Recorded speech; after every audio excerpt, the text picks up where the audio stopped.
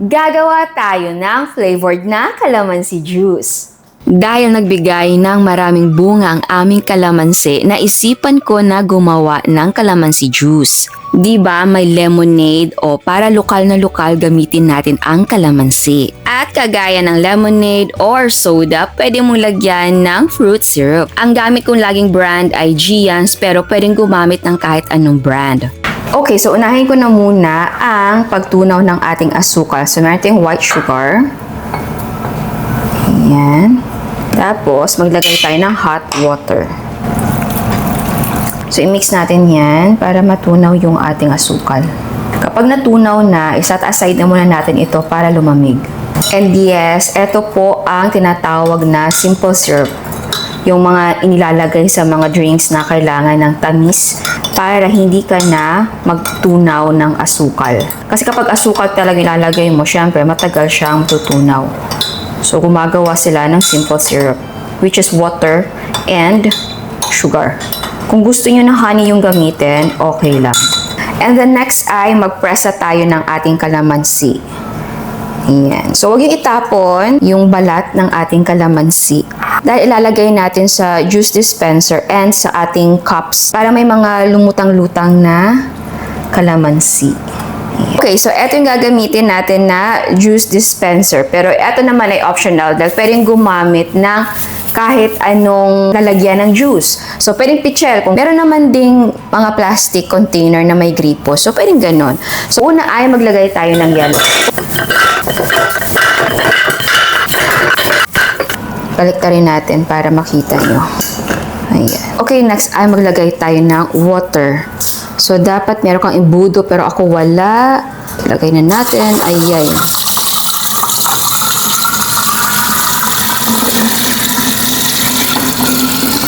Okay. Next ay lagay natin yung ating tinunaw na asukal.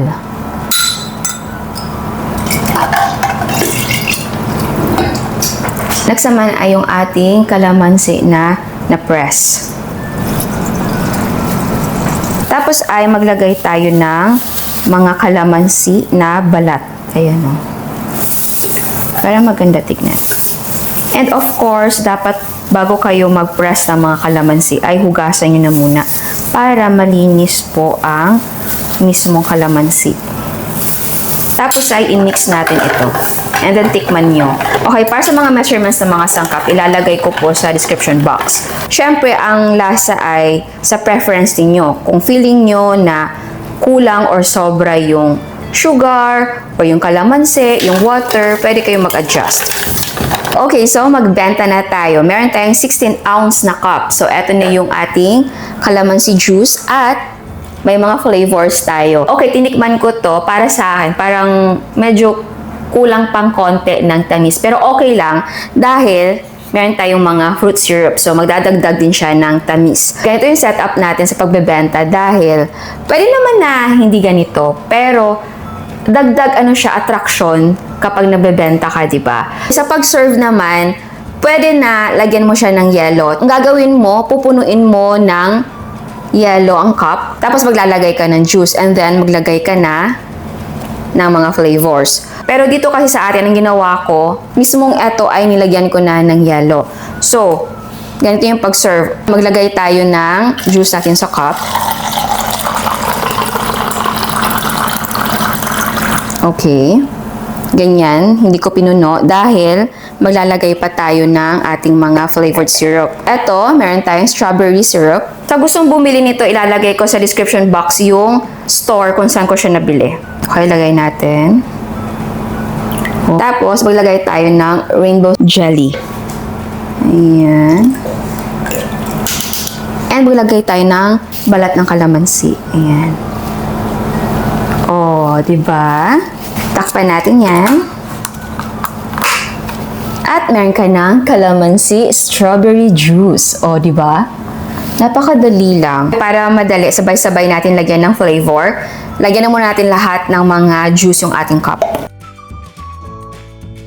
Okay, so eto na yung mga calamansi juice natin. Nasa cup na. So ngayon maglagay tayo ng mga flavor. So eto, green apple. Next naman ay watermelon. Next naman ay bubblegum.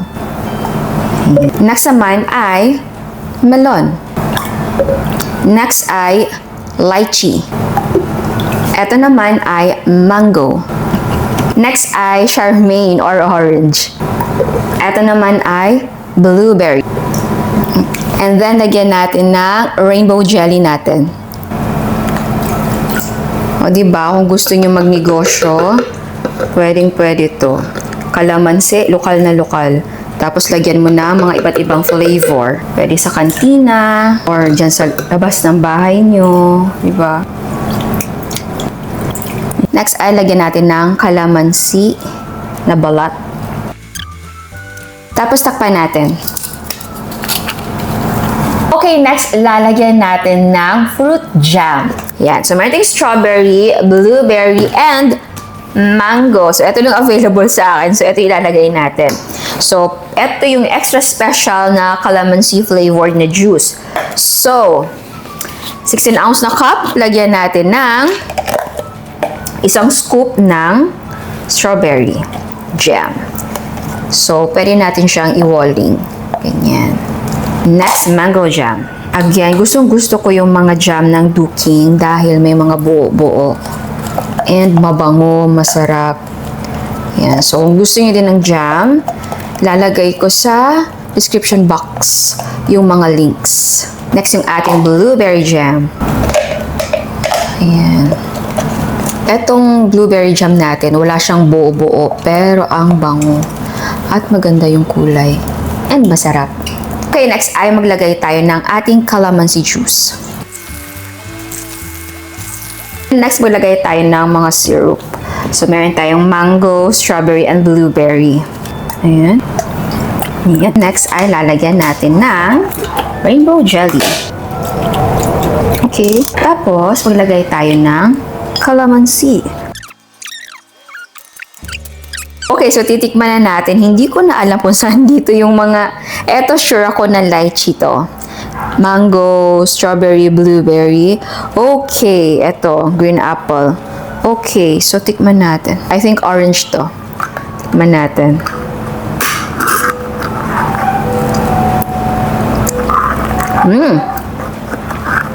Napaka-citrusy.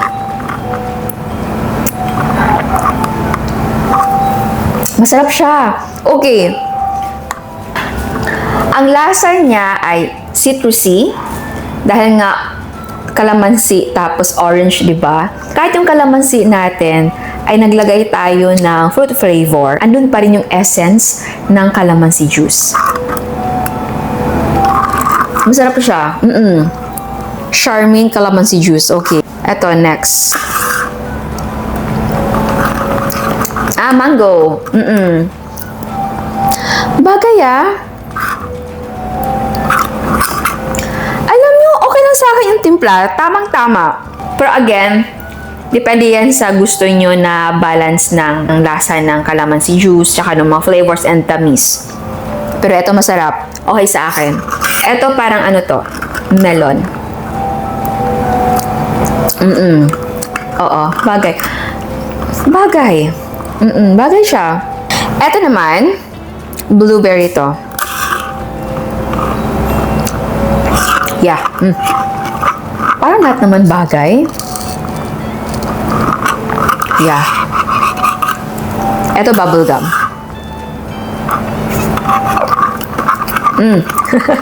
Alam mo yung bubblegum na yucky?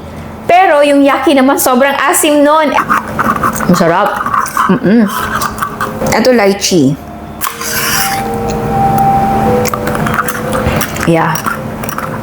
Lasang-lasa. Gusto ko to dahil yung lasa ng inilagay din natin ng mga fruit syrup, nalalasahan mo. Ito, watermelon ba to? Ay, hindi. Strawberry.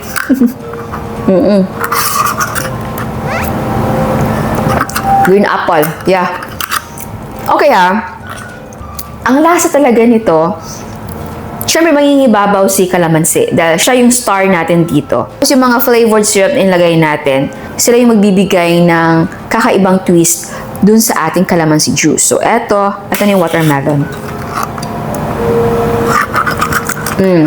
Ito, very light lang yung lasa talaga ng watermelon. Kasi naman, di ba, kahit yung fresh na watermelon, kalma lang din yung lasa nun. So, yes!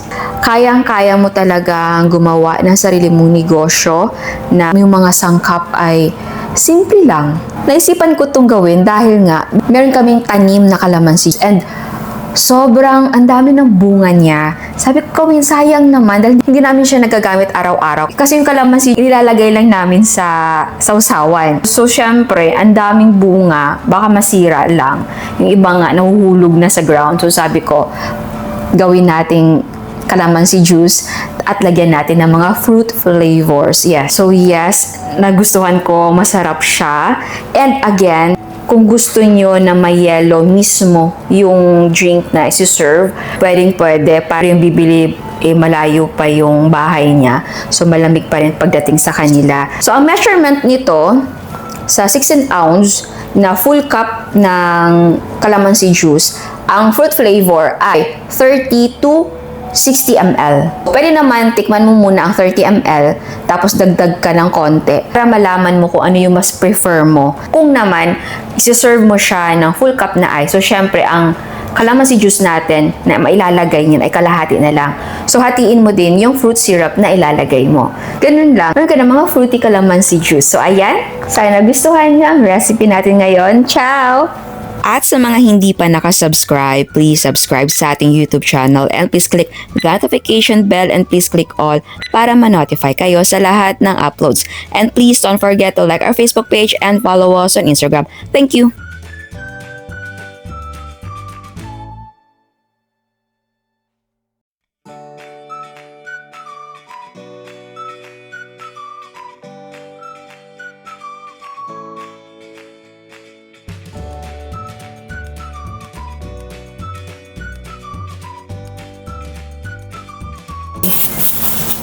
Okay, so eto yung gagamitin ko na juice dispenser natin. Pero eto naman ay optional dahil pwedeng gumamit